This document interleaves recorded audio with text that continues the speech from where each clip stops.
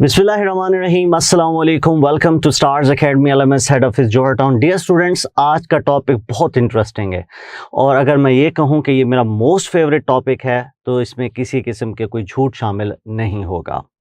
और टॉपिक क्या है? टॉपिक है आपके पास identification of phrases and clauses, one of my favourite topic as I told you. What are clauses, what are sentences, etcetera etcetera. थोड़ा सा आज इनकी हायरार्की के ऊपर और डिस्कशन करेंगे कि हाँ जी, क्लॉज क्या है बेसिकली, इसकी ये टर्मिनोलॉजी, इसकी ये वर्ड, इसका क्या इसकी ओरिजिन है और किस तरह हम इसको इंटरप्रेट करेंगे।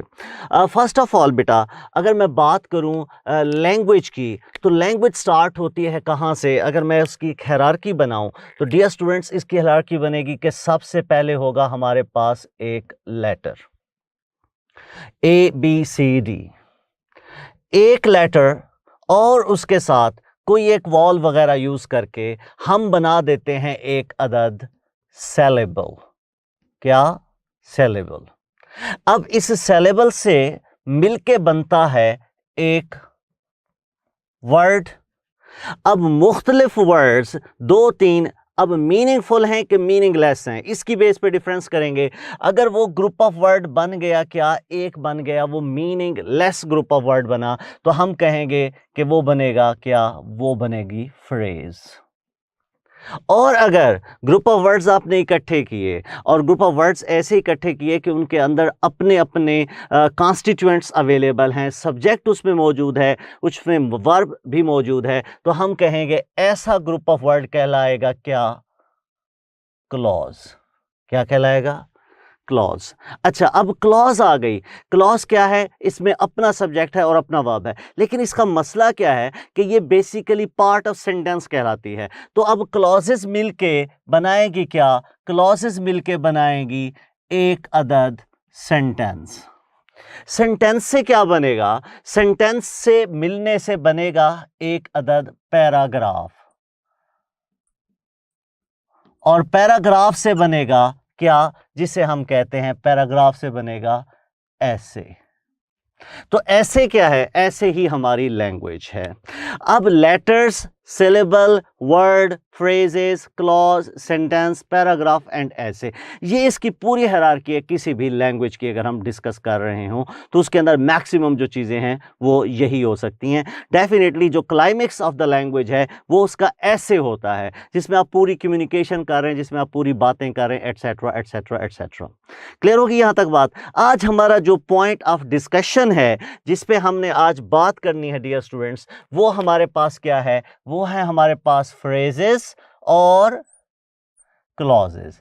मतलब एक चीज ये देखें, ना ये कंप्लीट सेंटेंस है, ना ये पीछे कोई वर्ड है, ये दरमियानी स्टेजेस हैं। इस वजह से अक्सर बच्चे कंफ्यूज होते हैं, आपको भी कंफ्यूजन होती होगी इस बात पे कि what is difference between phrase and clause.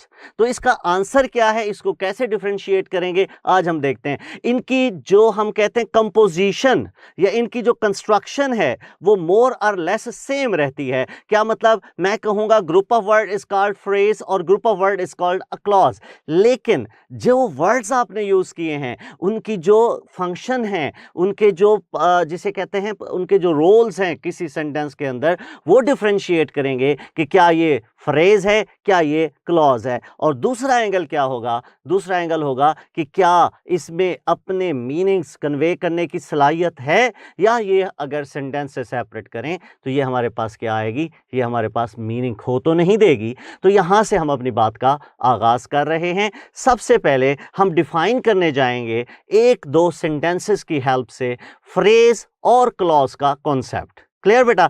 Example लेके हम इसको डिफरेंशिएट करने की कोशिश करते हैं। तो एग्जाम्पल्स देखिए जी। सबसे पहले एक एग्जाम्पल मैं लिखने जा रहा हूं और वो क्या है? मैं कहता हूं आई saw a boy who was wearing a shirt. I saw a boy who was wearing a shirt. दूसरा सेंटेंस देखते हैं जी। I saw a boy with a shirt। अब दोनों को डिफरेंशिएट करें, दोनों की अंडरस्टैंडिंग बनाएं and you are going to enjoy it definitely. क्या दोनों के अंदर जो हमने कॉन्स्टिट्यूएंट्स यूज किए हैं, जो हमने कुछ ग्रुपिंग यूज किए, जैसे who was wearing a shirt, with a shirt, क्या ये दोनों सेंटेंस का पार्ट हैं कि नहीं हैं? Yes, of course they are a part of sentence. Am I right? Clear होगी बात? अच्छा, अगर इधर भी कंफ्यूजन है तो एक और स्टेप ले लेते हैं, एक और स्टेटमेंट लिख लेते हैं। और वो स्टेटमेंट क्या है? वो स्टेटमेंट है for example, I needed some money so I started doing a job. अब मेरा क्वेश्चन आपसे बड़ा ही आसान है, रादर मासूमाना सवाल है। और वो आसान क्वेश्चन क्या है? आसान क्वेश्चन ये है कि मुझे बताइए, ये जो मैंने सेंटेंस लिखा, ये जो मैंने बहुत सारे वर्ड्स इकट्ठे लिखे, ये कितने सेंटेंसेस है बेटा? एक सेंटेंस है कि दो सेंटेंस हैं? द आंसर इज सर, ये एक सेंटेंस है। बिकॉज कैसे हम कह सकते हैं starting from a capital letter ending at a full stop? अरे भाई, ये तो सेंटेंस की डेफिनेशन हो गई। क्या? Starting from a capital letter ending at a full stop, या कोई क्वेश्चन मार्क, या फिर साइन ऑफ एक्सक्लेमेशन। पंक्चुएशन का लेक्चर याद करें, उसमें मैंने आपको बताया था स्टॉप्स। स्टॉप्स का मतलब जहां पे सेंटेंस स्टॉप किया जा सकता है। और वो तीन सिंबल्स थे, तीन मार्क्स थे, एक फुल स्टॉप था, एक हमारे पास क्वेश्चन मार्क था, और एक हमारे पास साइन ऑफ एक्सक्लेमेशन था। तो डियर स्टूडेंट्स, यहां पे देखें, starting from a capital letter ending on any stop is called a sentence. Done? तो ये एक सिंगल सेंटेंस है। लेकिन इसमें देखिए हमारे पास कितने वर्ब्स आए और कितने सब्जेक्ट आए। तो अगर मैं इनको इनसर्कल करूं तो ये आए सब्जेक्ट, नीडेड वर्ब, आए सब्जेक्ट, स्टार्टेड वर्ब। तो दो सब्जेक्ट दो वर्ब हैं। क्या हम कहेंगे कि इसके अंदर एक क्लॉज है? नो। अब ये एक पार्ट ये खड़ा है, एक पार्ट ये खड़ा है, दोनों के दोनों डिफरेंट पार्ट्स हैं, but every part has its own subject and verb. एक बात यहां तक समझ आ रही है? Very good. अब आ जाएं ऊपर वाले हिस्से में, ऊपर वाली एग्जांपल्स में। यहां पे देखिए, who was wearing a shirt with a shirt. Who was wearing के अंदर क्या है? आपके पास यहां पे आपको सब्जेक्ट नजर आ रहा है, relative pronoun, who was wearing. उसके बाद क्या था? Was wearing. क्या है? वॉज वेयरिंग आपके पास डेफिनेटली क्या है? ये एक वर्ब का पैटर्न है, वर्ब का स्ट्रक्चर है। तो हम क्या कहेंगे? हम कहेंगे who was wearing, subject and verb, और साथ साथ ये पूरे सेंटेंस का भी पार्ट है। कुछ समझ आ रही है बातें? यहां पे देखिए हमारे पास क्या है, हमने लिखा विद अ शर्ट। ठीक है, विद अ शर्ट हमने लिखा। क्या इसमें कोई सब्जेक्ट है? क्या इसमें कोई वर्ब है? इसमें तो कुछ भी नहीं है। अगर इसमें कुछ भी नहीं है तो इसका मतलब है यहां पे ये कंप्लीट, इस वाले में, पहले वाले सेंटेंस में, दूसरे वाले सेंटेंस के अंदर हमने मुख्तलिफ चीजें अटैच की। यहां पे भी कुछ हिस्सा अटैच किया, यहां पे भी कुछ हिस्सा अटैच किया, लेकिन जो दोनों पार्ट्स अटैच किए उसमें पहले हिस्से के अंदर आपको सब्जेक्ट भी नजर आ रहा है, उसमें वर्ब भी नजर आ रहा है, लेकिन दूसरे हिस्से में ना तो कोई सब्जेक्ट है ना ही कोई वर्ब है। तो अब हम कहेंगे क्या? अब हम कहेंगे जनाब, क्लॉज किसे कहते हैं? क्या क्लॉज किसे कहते हैं? भाई क्लॉज हमारे पास क्या है? क्लॉज है पार्ट ऑफ सेंटेंस। अच्छा, very good. Then what is a phrase? Phrase किसे कहते हैं? फ्रेज किसे कहते हैं? भाई फ्रेज भी तो हमारे पास क्या आ गई? Part of sentence. अब इससे आसान आपको नहीं क्लियर किया जा सकता। दोनों एग्जांपल्स आपके सामने, दोनों बातें मैंने साथ लिख दी। ये भी पार्ट ऑफ सेंटेंस है, ये भी पार्ट ऑफ सेंटेंस है। एक को मैं क्लॉज कहूंगा, एक को मैं फ्रेज करूंगा। किस बेस पे? वो बेस ये है डियर स्टूडेंट्स कि अगर हम कह रहे हैं कि उस पार्ट ऑफ सेंटेंस के अंदर सब्जेक्ट भी मौजूद है, क्या, और साथ वर्ब भी मौजूद है, तो वो बनेगी क्लॉज। बात समझ आ गई? बात क्या बात क्लियर हुई? ये क्लियर हुई कि भाई क्लॉज जो है वो भी सेंटेंस का हिस्सा है, लेकिन ऐसा हिस्सा है जिसके अंदर अपना सब्जेक्ट होता है और साथ उसका अपना वर्ब भी मौजूद होता है। सब्जेक्ट भी होता है, वर्ब भी होता है। लेकिन जो हमारे पास फ्रेज आती है डियर स्टूडेंट्स, तो देखें यहां पे आपको कोई वर्ब, कोई सब्जेक्ट, कुछ नजर आ रहा है? कुछ भी नहीं है। तो हम कहेंगे भाई फ्रेज की डेफिनेशन क्या है? फ्रेज की डेफिनेशन ये है कि इसके अंदर क्या है? इसके अंदर सब्जेक्ट भी नहीं है, वर्ब भी नहीं है। तो ये दोनों चीजें यहां पे क्रॉस हो रही हैं, ना सब्जेक्ट होगा ना वर्ब होगा। लो जी, पार्ट ऑफ सेंटेंस तो दोनों हैं, एक के अंदर सब्जेक्ट होता है और एक के अंदर सब्जेक्ट नहीं होता। हाँ जी, इससे आसान डेफिनेशन हो सकती है। अब मैं अगर आप लोगों की सिर्फ फरमाइश के ऊपर इसकी डेफिनेशन लिख रहा हूं, क्या? Clause is a part of sentence which has its own subject and verb. Then what is a phrase? Phrase किसे कहेंगे? फ्रेज की आधी डेफिनेशन तो कॉमन निकलेगी। फॉर एग्जाम्पल क्या हम कहेंगे?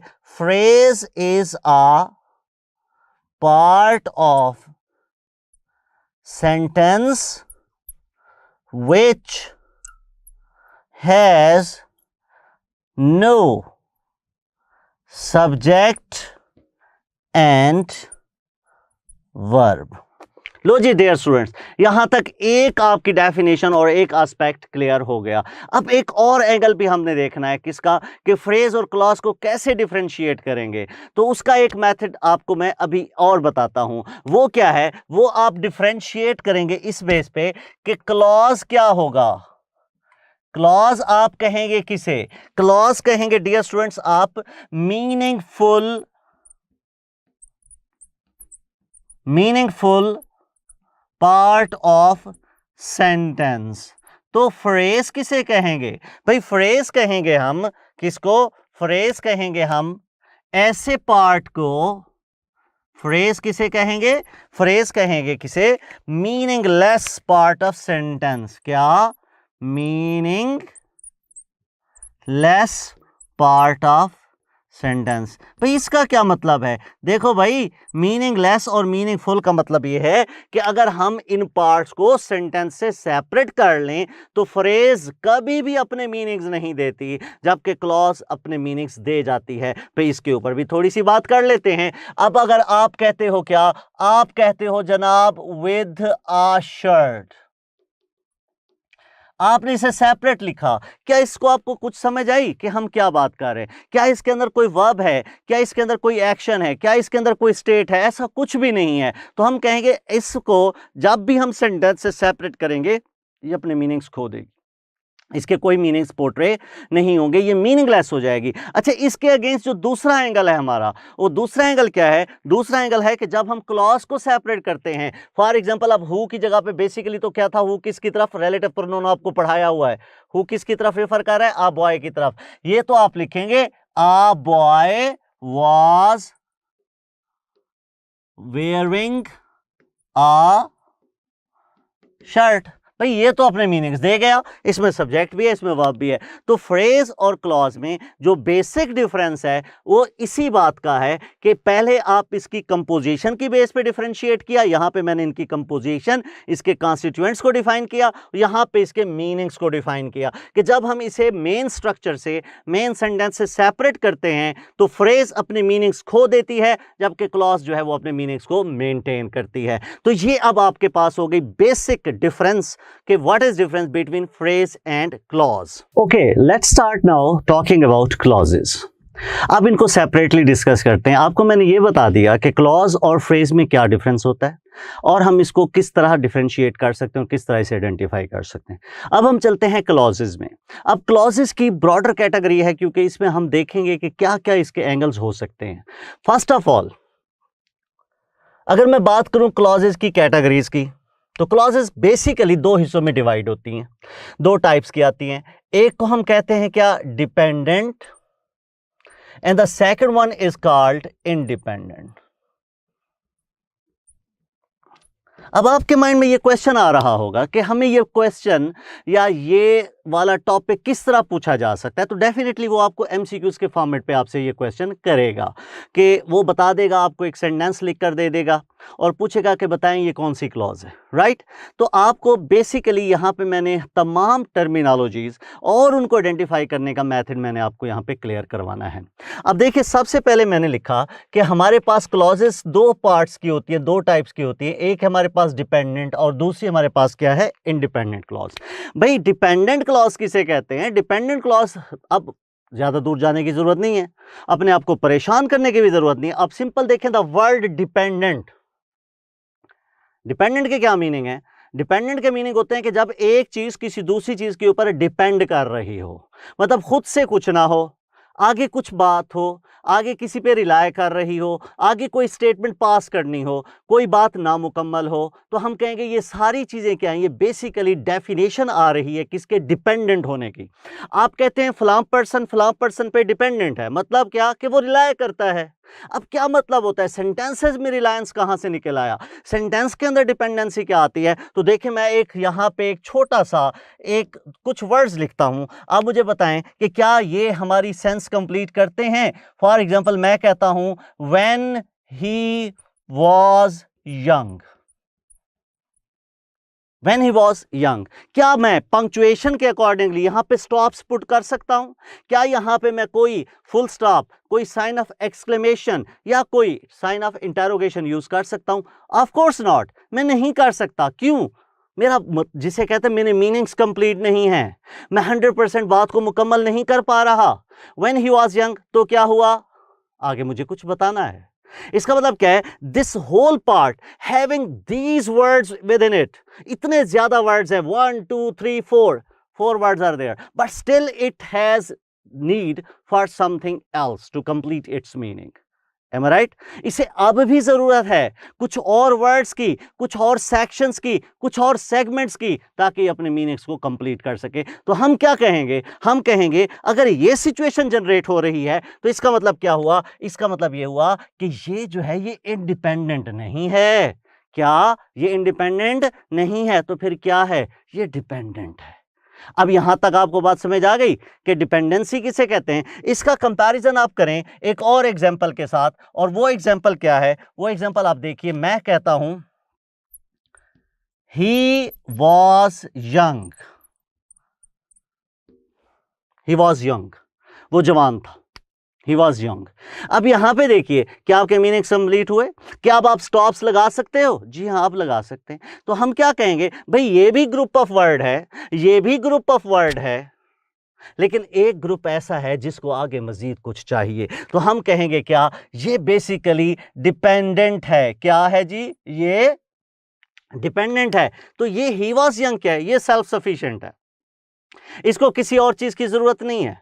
इस सेंटेंस को बोलने के बाद आपको आगे कुछ और बोलने की जरूरत पेश नहीं आती। तो आप कहेंगे क्या? आप कहेंगे ये क्या है भाई? ये हमारे पास आ गया इंडिपेंडेंट। अच्छा, इंपॉर्टेंट पॉइंट क्या है? अब डिपेंडेंट और इंडिपेंडेंट का कॉन्सेप्ट कब आएगा?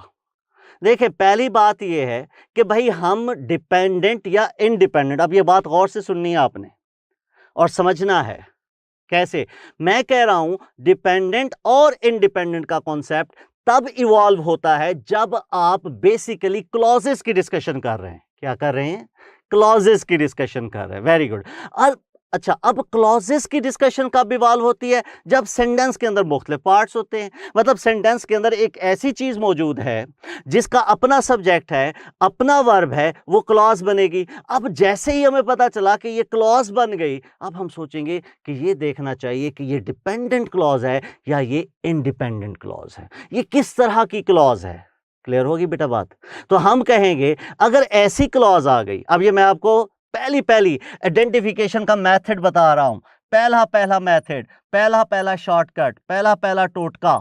और वो टोटका क्या है? आइडेंटिफिकेशन का पहला टोटका है with the help of punctuation. और मैं बड़े ही क्लैरिटी के साथ कह रहा हूं कि कोई भी आपको इससे आसान करके नहीं बता सकता। पहला पॉइंट, आप कहेंगे बात क्लॉजेस की हो रही है और डिस्कशन पंक्चुएशन की हो रही है। सर किस तरह बता रहे हैं? भाई सर जिस तरह बता रहे हैं ऐसे कोई और बता नहीं सकता, और इतनी आसानी से आपको और कोई समझा नहीं सकता। आप समझेंगे, पढ़ेंगे, आपको क्लियर हो जाएगी।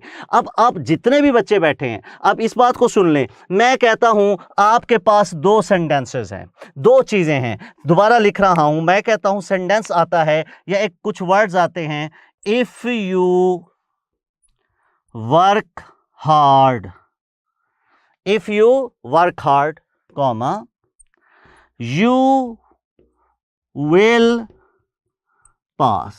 जिन बच्चों को ये लगता है ना कि ये जनाब डिपेंडेंट है, ये अपने मीनिंग्स कंप्लीट नहीं करती, ये फलां कर देती है, ये फलां कर देती है, एटसेट्रा एटसेट्रा, उनसे मैं उनकी जान छुड़वा रहा हूं हमेशा के लिए। एक ऐसा सोल्यूशन दे रहा हूं कि आज के बाद टेंशन खत्म हो जानी है। और वो क्या है सोल्यूशन? वो सोल्यूशन देखिए। अब आप देखें, क्या ये सेंटेंस कितना है? Starting from a capital letter ending at a stops. तो सेंटेंस एक हुआ। चलें, इस सेंटेंस के अब कितने पार्ट्स हैं? पार्ट नंबर 1 है आपके पास, if you work hard. Part 2 क्या है आपके पास? पार्ट 2 है आपके पास, यू विल पास। लो बेटा जी, दोनों को मैंने सेपरेट लिख दिया। अब मुझे आप ये बताओ, इनमें से किसके बाद, ये जो मैंने बात की है ना आपको कि डियर स्टूडेंट्स, आपको पंक्चुएशन की मदद से मैं क्लॉजेस का नोमेनक्लेचर समझा दूंगा, क्लॉजेस को आइडेंटिफाई करना समझा दूंगा। तो देखिए, if you work hard you will pass, दो सेपरेट करके लिख दी, डन। अब मुझे आपने बताना है किस वाली के बाद फुल स्टॉप लग सकता है और किस वाली के बाद फुल स्टॉप नहीं लग सकता। दोबारा बोल रहा हूं कि दोनों में से मुझे यह बताओ कि किस वाली के साथ हम फुल स्टॉप लगा सकते हैं और किस वाली के साथ फुल स्टॉप नहीं लगा सकते। क्या यहां पे मैं कह सकता हूं इफ यू वर्क हार्ड, बात खत्म, मैं चुप कर सकता हूं? क्या मेरा आइडिया कंप्लीट हुआ? क्या मैं यहां पे स्टॉप्स प्लेस कर सकता हूं? वो जो स्टॉप्स आपको पढ़ाए थे पंक्चुएशन में कि फुल स्टॉप आ जाए, साइन ऑफ इंटरोगेशन आ जाए या साइन ऑफ एक्सक्लेमेशन आ जाए, क्या उनमें से कोई से, उन तीनों में से कोई एक साइन भी यहां पे पुट कर सकता हूं? नहीं कर सकता। इसको जब भी ऐसे लिखूंगा इसके बाद मैं फुल स्टॉप प्लेस नहीं कर सकता। मुझे क्योंकि क्या चाहिए, मुझे आगे कुछ बताना है, मुझे आगे कुछ बोलना है, वरना यह बात मेरी नामुकम्मल है। अब अगर आप फुल स्टॉप नहीं लगा सकते, अगर आप किसी क्लॉज के बाद फुल स्टॉप नहीं लगा सकते, तो डियर स्टूडेंट वो क्लॉज हमेशा हमेशा क्या होगी? वो क्लॉज हमेशा हमेशा कहलाएगी डिपेंडेंट क्लॉज। कौन सी क्लॉज? Dependent clause. और अगर कोई ऐसी क्लॉज है जिसके बाद आप फुल स्टॉप प्लेस कर सकते हो, तो उसे आप क्या कहोगे? उसे आप कहोगे, यहां पे आप, एक मिनट, पहली बात तो ये, मैंने इसको जरा प्रैक्टिस भी करवाना था। यू विल पास, इसके बाद फुल स्टॉप लग सकता है कि नहीं? यू विल पास क्या लगा सकते हो कि नहीं? 100% हम यूज करते हैं, सब्जेक्ट है, वर्ब है, एटसेट्रा, यू विल पास, ठीक है, फुल स्टॉप लग सकता है। तो ये जिसके बाद हम फुल स्टॉप लगा सकते हैं, ये मैंने लगा दिया, जिसके बाद हम फुल स्टॉप लगा सकते हैं, वो क्लॉज हमारे पास क्या होगी? वो क्लॉज होगी हमारे पास इंडिपेंडेंट। क्लियर होगी बात? अगर मैंने ये दो टर्मिनोलॉजीज लिखी तो अब आपको उनको आइडेंटिफाई करना भी बता दिया कि कैसे आप इन्हें आइडेंटिफाई कर सकते हैं। क्लियर होगी यहां तक बात? समझ आ गई? अब देखिए, पंक्चुएशन की मदद से हमने डिपेंडेंट और इंडिपेंडेंट को आइडेंटिफाई कर लिया। ये पहला सेट था टर्मिनोलॉजीज का जो हमने यूज कर लिया, जो हमने डिस्कस कर लिया। अब हम जरा इसका एक और एंगल देखने जा रहे हैं, और वो एंगल क्या है कि मजीद क्या हमारे पास इसकी और कैटेगरीज भी आ सकती हैं? क्या हम इसको मजीद भी डिफाइन कर सकते हैं? देखो प्यारे बच्चों, सिंपल सी बात है, एक चीज है डिपेंडेंट। क्या है? डिपेंडेंट। भाई डिपेंडेंट अगर है तो बताना तो पड़ेगा किस तरह की डिपेंडेंट है। आप कहते हैं अली जो है वो अहमद पे डिपेंडेंट है, तो आपको बताना पड़ेगा किस एंगल से डिपेंडेंट है। क्या वो उससे पैसे लेता है? क्या वो उससे खाना लेता है? क्या वो उससे रिहाइश लेता है? किस फंक्शन के तहत डिपेंडेंट है? डिपेंडेंट है तो ये भी बताओ डिपेंडेंसी किस तरह की है। क्लियर होगी बेटा बात? तो हमें क्या देखना है, अब हम इसको एक और डुबकी लगाने जा रहे हैं क्लॉजेस के अंदर, और अब हम डिस्कस करने जा रहे हैं क्या कि ठीक है जी, अब हमारे पास हमने ये आइडेंटिफाई कर लिया कि सर जी ये जो है क्लॉज वो क्या है, ये क्लॉज सर हमारे पास डिपेंडेंट क्लॉज आ गई। तो आगे चलते हैं, अगर डिपेंडेंट क्लॉज आ गई है तो इसको और क्या डिवीजन हो सकती है, इसको और किस तरीके से हम एक्सप्लेन कर सकते हैं, कैसे इसको एलाबोरेट कर सकते हैं, क्या क्या इसके शेड्स हो सकते हैं। देखिए डिपेंडेंट क्लॉज बेसिकली दो तरह की होती हैं।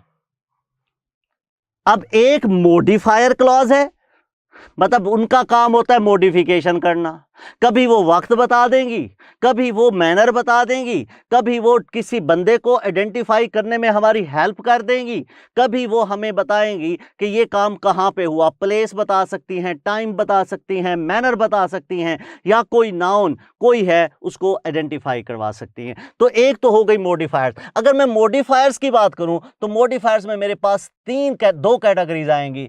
कौन कौन सी? एक आएगी हमारे पास क्या, एडवर्ब क्लॉज। दूसरी कैटेगरी क्या है मॉडिफायर्स की, आपको बता चुका हूं मॉडिफायर्स की। दूसरी होगी हमारे पास एडजेक्टिव क्लॉज। तीसरी क्या है, थर्ड कैटेगरी क्या है? एक कैटेगरी मैंने एड्रेस कर दी कि मॉडिफायर्स की डिपेंडेंट क्लॉजेस मॉडिफायर्स हो सकती हैं, वो मॉडिफाई कर सकती हैं। तो अगली बात क्या होगी, अगली बात होगी हमारे पास क्या कि हम कहेंगे कि सम टाइम डिपेंडेंट क्लॉज जो है वो किसी एक्शन का सब्जेक्ट हो सकती है या किसी एक्शन का ऑब्जेक्ट हो सकती है। मतलब अब हम क्या कहेंगे, अच्छा यहां तक बात तो समझ आ गई कि मॉडिफायर आ गई। आगे कैटेगरी बताने जा रहा हूं तो मैं ये कह रहा हूं कभी वो एक्शन का सब्जेक्ट हो सकती है, कभी वो एक्शन का ऑब्जेक्ट हो सकती है। अगर सब्जेक्ट है तो भी वो नाउन क्लॉज है, अगर ऑब्जेक्ट है तो भी वो नाउन क्लॉज है। ये कैसे पता चला भाई? सब्जेक्ट बनना और ऑब्जेक्ट बनना ये फीचर ही सिर्फ नाउन की है, नाउन ही तो सब्जेक्ट और ऑब्जेक्ट बन सकता है। और अगर पूरी क्लॉज सब्जेक्ट के तौर पे काम कर रही हो तो हम कहेंगे ये नाउन क्लॉज है। और इसी तरीके से अगर पूरी क्लॉज उठा के हम ऑब्जेक्ट के फंक्शन पे ले जाएं तो हम क्या कहेंगे, हम कहेंगे ये अगेन एक नाउन क्लॉज है। तो थर्ड कैटेगरी जो है वो क्या है, वो है आपकी नाउन क्लॉज। यहां तक बात समझ आ गई? अब देखें, मैं दोबारा चीज़ों को हायरार्की में लेकर चलता हूं। पहले मैंने आपको पूरे वर्ड्स बताए, फिर मैंने कहा कि हमारे पास फ्रेज और क्लॉज को आइडेंटिफाई करने के कुछ मेथड्स हैं, और हमने वो आइडेंटिफाई कर लिया कि ये फ्रेज की क्वालिटीज़ हैं, ये क्लॉज की क्वालिटीज़ हैं। फिर जैसे ही क्लॉज लिखा, दो वर्ड्स निकले। एक हमारे पास निकला कि अक्सर हमें सुनने को मिलता है कि एक डिपेंडेंट क्लॉज है और एक इंडिपेंडेंट क्लॉज है। ठीक है, अब डिपेंडेंट क्लॉज क्या थी, इंडिपेंडेंट, उसको तो मैंने एक आराम से एक छोटे से फार्मूले के साथ आपको समझा दिया कि ये हम पंक्चुएशन की मदद से इसको आइडेंटिफाई कर सकते हैं कि ये कौन सी क्लॉज है। और फुल स्टॉप लग गया, स्टॉप्स में से कुछ लग गया तो इंडिपेंडेंट है, अगर स्टॉप्स में से नहीं लगा कुछ तो वो डेफिनेटली एक डिपेंडेंट क्लॉज है। अच्छा, अब आगे क्वेश्चन बना क्या कि डिपेंडेंट क्लॉजेस क्या हो सकते हैं, लेकिन साथ ही एक और क्वेश्चन बना रहा हूं कि ठीक है ये तो हो गया, तो सर क्या हम इंडिपेंडेंट क्लॉज की भी टाइप्स बता सकते हैं? क्या हम इंडिपेंडेंट क्लॉजेस की भी टाइप्स बता सकते हैं? The answer is no. बताओ क्यों? भाई जो चीज है ही इंडिपेंडेंट, जो किसी पे इन्हिसार ही नहीं करती, जो किसी पे डिपेंड ही नहीं करती, तो वो तो इंडिपेंडेंट है। इंडिपेंडेंट का इतना नाम काफी नहीं है कि वो इंडिपेंडेंट है। मजीद इसको क्या हम डिफाइन करें कि ये मॉडिफायर है, ये फलां के साथ जुड़ी हुई है, ये फलां के साथ जुड़ी हुई है, इसका सब्जेक्ट के साथ रिलेशन है, इसका ऑब्जेक्ट के साथ। अरे भाई ये तो तब होता जब वो इन चीज़ों पे डिपेंड करती, और अगर वो डिपेंडेंट क्लॉज होती। जब वो डिपेंड ही नहीं कर रही, जब वो डिपेंडेंट क्लॉज ही नहीं है, तो हम उसका नॉमेनक्लेचर भी ऐसा ही रखेंगे कि इंडिपेंडेंट क्लॉज की कोई नो सब टाइप्स, क्या नो सब टाइप्स, इंडिपेंडेंट क्लॉज की कोई टाइप्स नहीं होती। ठीक है, अब हम चलते हैं किस तरफ, अब हम चलते हैं इन डिपेंडेंट क्लॉजेस की कैटेगरीज को डिस्कस करने, साथ ही उनकी आइडेंटिफिकेशन सीखने। डिपेंडेंट और इंडिपेंडेंट क्लॉजेस को डिफरेंशिएट करने के बाद अब जो हम डिस्कस करने जा रहे हैं वो डेफिनेटली डिफरेंट वो टर्म्स जो डिपेंडेंट क्लॉजेस के अंदर हमने डिस्कस की। डिपेंडेंट क्लॉजेस को as I did it earlier, dependent clauses can be divided into three different categories. One is called an adverb, other one is called adjective, and the third one is called noun. तो ये सारी आपके पास क्या आ गई, dependent clauses की types आ गई। अब आपसे वो क्वेश्चन क्या करता है, मैं एक एमसीक्यू से पहले आपको उस फील्ड में ले जाता हूं जहां से उसने ये क्वेश्चन करना है या जिस तरीके से वो क्वेश्चन कर सकता है। फॉर एग्जांपल सेंटेंस, अब एमसीक्यू बना रहा हूं यहां पे। अब उसने एमसीक्यू कैसे देना है, उसने देना है suppose when everyone was asleep, she left the house. When everyone asleep, she left the house. वो क्या करेगा, वो ऐसे इसको कर देगा अंडरलाइन, स्टेटमेंट देगा आइडेंटिफाई द underlined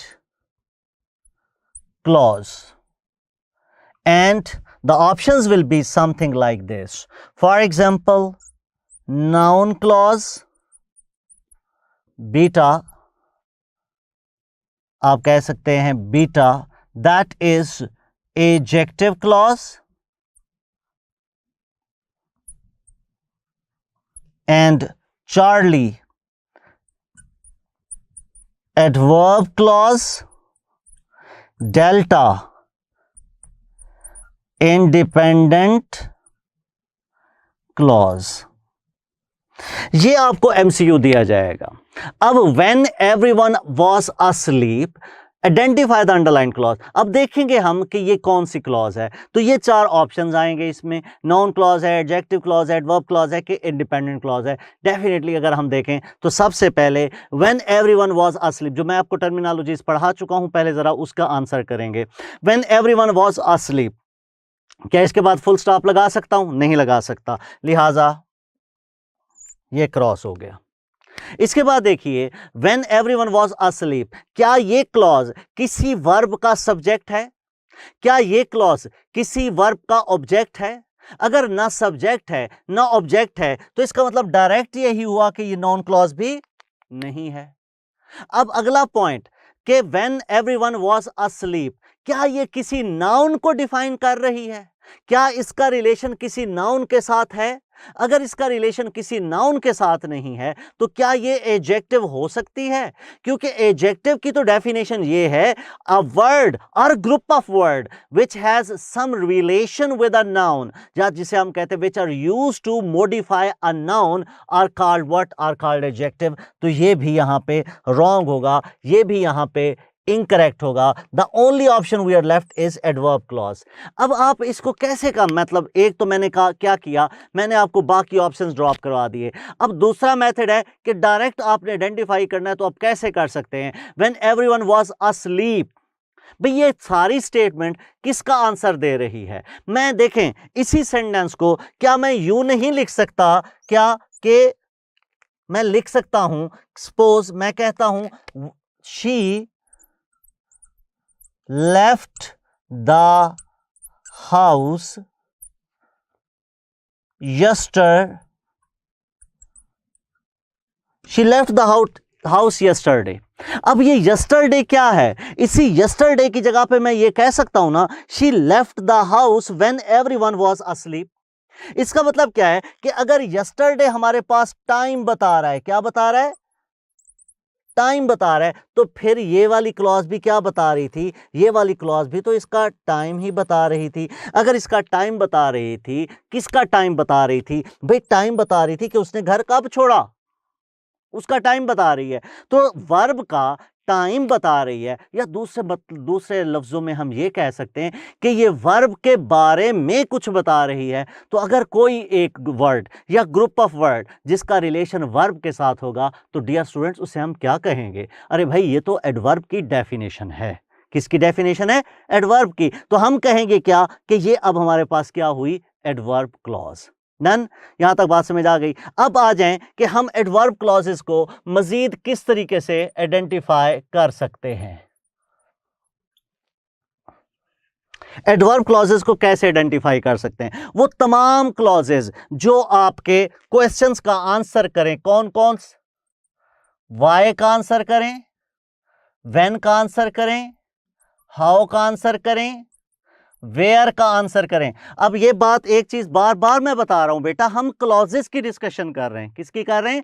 क्लॉजेस की डिस्कशन। अगर क्लॉजेस की डिस्कशन है तो इसका मतलब है हमें देखना होगा कि ये पार्ट ऑफ सेंटेंस है, और ऐसा पार्ट ऑफ सेंटेंस है जिसके अंदर अपना सब्जेक्ट है और अपना वर्ब है। अगर ये दोनों उसके अंदर मौजूद हैं और फिर वो वाई का क्वेश्चन का आंसर दे रही है, फिर वो व्हेन का क्वेश्चन का आंसर दे रही है, फिर वो हाउ का आंसर दे रही है, फिर वो वेयर का आंसर दे रही है, तो ऐसी सारी क्लॉजेस क्या कहलाएंगी? वो सारी की सारी एडवर्ब क्लॉजेस होंगी। आगे मैं लगा रहा हूं क्या? एटसेट्रा, कि जो इनका आंसर्स करें वो सारी की सारी एडवर्ब क्लॉजेस होंगी। तो फिर एडजेक्टिव क्लॉज क्या होगी? एडजेक्टिव क्लॉज को हम कैसे आइडेंटिफाई कर सकते हैं? एडजेक्टिव क्लॉज को कैसे? अब इसके लिए भी एक अदद एमसीक्यू बना लेते हैं ताकि चीजें आसान हो जाएं। तो हमारे पास एमसीक्यू आया, द बॉय हु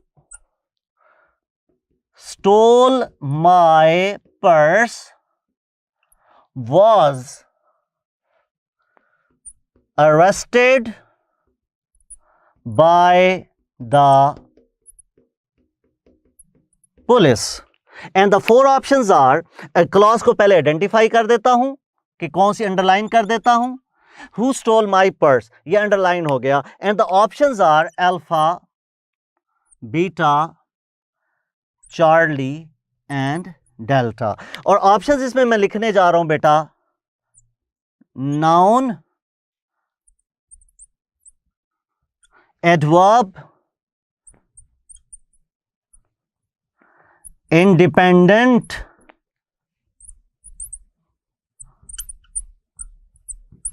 एडजेक्टिव। अब देखना यह है, who stole my purse, subject मौजूद। क्या पहली बात तो ये कि क्या ये हमारे पास क्लॉज है, तो ये इसका हो गया सब्जेक्ट। स्टोल क्या हो गया? वर्ब। पार्ट ऑफ सेंटेंस भी है, अपना सब्जेक्ट भी है, अपना वर्ब भी है, तो क्लॉज तो डन हो गई बेटा। तो अब हमें देखना यह है कि ये क्या है, इसका नोमेनक्लेचर क्या बनेगा। भाई डिपेंडेंट तो है, ठीक है, हु स्टोल माई पर्स। अगर आप इसे क्वेश्चन मार्क लगाते हैं तो ये एक सेंटेंस अलहदा बनता है, फिर ये पार्ट ऑफ सेंटेंस नहीं रहता, फिर आपको अलहदा सेंटेंस इसका बनाना पड़ेगा। अदरवाइज ये क्या है? डेफिनेटली यहाँ पे एक क्लॉज है और ये डिपेंडेंट क्लॉज है, नामुकम्मल बात है, इसमें कंप्लीशन नहीं है। किसी को कुछ बताना पड़ेगा या किसी को कुछ बोलना पड़ेगा, आगे बताना पड़ेगा, अटैचमेंट देनी पड़ेगी। तो डिपेंडेंट क्लॉज तो ये है। अब देखना ये है इसका रिलेशन किसके साथ है। क्या ये कौन सा पार्ट ऑफ स्पीच है? इसका, इस वर्ड का पार्ट ऑफ स्पीच क्या बनेगा? बॉय का पार्ट ऑफ स्पीच क्या है? नाउन है ना। तो क्या इस पूरे सेंटेंस ने, इस पूरे सेगमेंट ने हमें इस नाउन के बारे में कुछ नहीं बताया? डेफिनेटली उसने इस नाउन को डिफाइन किया है, इस नाउन के साथ कनेक्टेड है। अगर बच्चों ये नाउन के साथ कनेक्टेड है तो क्या ये नाउन से कनेक्टेड कोई वर्ड एडवर्ब हो सकता है? नहीं। नाउन से कनेक्टेड कोई वर्ड नाउन हो सकता है? नहीं। इंडिपेंडेंट तो पहले ही खाते से आउट हो गई। तो फिर क्या बचा? आंसर हमारे पास बचा एक ही, कि ये कौन सी क्लॉज है? ये हमारे पास एडजेक्टिव क्लॉज है। अब हम कहेंगे कि ये क्या और किस तरीके से हम इसको आइडेंटिफाई कर सकते हैं। देखें डियर स्टूडेंट्स, अगर कोई क्लॉज हमारे पास विच का आंसर दे रही है, विच का आंसर दे रही है, तो हम उसे क्या कहेंगे? ऐसी क्लॉज को हम कहेंगे क्या? Adjective clause. मैं कहता हूं the boy who stole my purse was arrested by the police. अब मैं डायरेक्ट कहता हूं the boy was arrested by the police, हमें ये नहीं पता चला कौन सा लड़का। लेकिन जब मैं कहता हूं the boy who stole my purse, तो मैं आपसे पूछता हूं विच बॉय, कौन सा लड़का, किसने ये काम किया? तो आप कहेंगे हु स्टोल माय पर्स। तो इसका मतलब क्या हुआ कि इस बात ने, इस स्टेटमेंट ने, इस क्लॉज ने बॉय के बारे में कुछ हमें आइडिया दिया। तो हम कहेंगे ये विच बॉय का कॉन्सेप्ट दे रहा है, विच बॉय या बॉय को आइडेंटिफाई करने में हमारी हेल्प कर रहा है। तो जो क्लॉज विच का आंसर करेगी वो हमेशा क्या होगी? वो हमेशा होगी एडजेक्टिव क्लॉज। क्लियर होगी बेटा बात? अब आ जाए लास्ट कैटेगरी, और वो क्या है? वो है हमारे पास कौन सी क्लॉज? Noun clause. भाई नाउन क्लॉज क्या है? अब कहते हैं, सपोज हम सेंटेंस यूज करते हैं, he told me that he was my brother. He told me that he was my brother. Alpha noun, beta adverb, Charlie adjective और delta independent एटसेट्रा। अब ये क्वेश्चन है और उसने ही वॉज माई ब्रदर या that he was my brother, उसने इसको underline कर दिया। मुझे बताएं, ही टोल्ड मी व्हाट, उसने मुझे क्या बताया? He told me a story, he told me a new, for example a new story, कोई भी चीज़ आप कहेंगे, a new statement, new information, कुछ भी आप कह सकते हैं। बेसिकली क्या है कि जो कुछ उसने बताया ये वही है। मतलब यहाँ पे टोल्ड अगर वर्ब है तो ही वॉज माई ब्रदर, ये बात इस वर्ब का क्या है? ऑब्जेक्ट है। क्या है बेटा? ऑब्जेक्ट है। और ये देखिए हमारे पास पूरा इसमें वर्ब भी मौजूद है, सब्जेक्ट भी मौजूद है, तो क्लॉज पूरी है, लेकिन साथ क्या है? ये उस टोल्ड का ऑब्जेक्ट भी बन रही है। तो हम कहेंगे क्या कि ये हमारे पास ऑब्जेक्ट है किसका? किसी नाउन का, सॉरी किसी वर्ब का। तो अगर किसी वर्ब का ऑब्जेक्ट है तो इसका मतलब क्या हुआ? ये हमारे पास हुई क्या? Noun clause. कौन सी क्लॉज हुई? नाउन क्लॉज हुई। क्लियर बेटे? अब हम कहेंगे जी हमें इसके ऊपर भी कोई क्वेश्चन आए तो हम ये कहते हैं कि अगर कोई क्लॉज व्हाट का आंसर दे रही है, किसका? व्हाट का आंसर दे रही है, तो वो होगी क्या? Noun clause. राइट? इसके अलावा आपको क्लॉजेस के ऊपर किसी किस्म का कोई क्वेश्चन नहीं आता। इसी तरीके से आइडेंटिफाई करने का ही आपके पास क्वेश्चंस आते हैं। आपने बताना होता है कि ये क्लॉज कौन सी है। डिपेंडेंट और इंडिपेंडेंट एक एंगल है, फिर नाउन, एडजेक्टिव, एडवर्ब और एंगल है। क्लियर होगी बात बेटा? अब हम डेफिनेटली डिस्कस करेंगे आइडेंटिफिकेशन ऑफ फ्रेजेस को।